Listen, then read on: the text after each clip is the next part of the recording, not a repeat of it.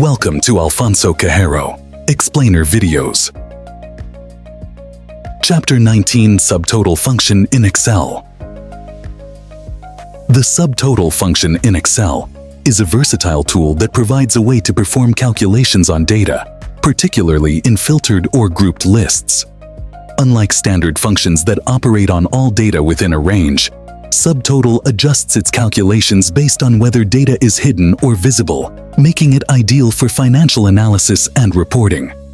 To use Subtotal, you start by specifying a function number that corresponds to the type of calculation you want to perform, such as sum, average, or count. You then provide the range of data you want to include in the calculation. For instance, if you're analyzing financial data and have a table with expenses, you can use Subtotal to calculate the total expenses, but only for the visible rows if you've applied filters.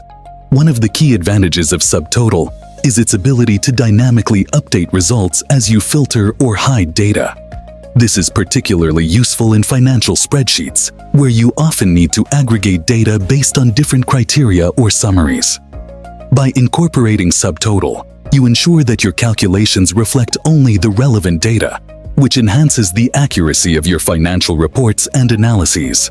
This function is a cornerstone for creating dynamic and interactive financial models that adapt to changing data views and analysis needs.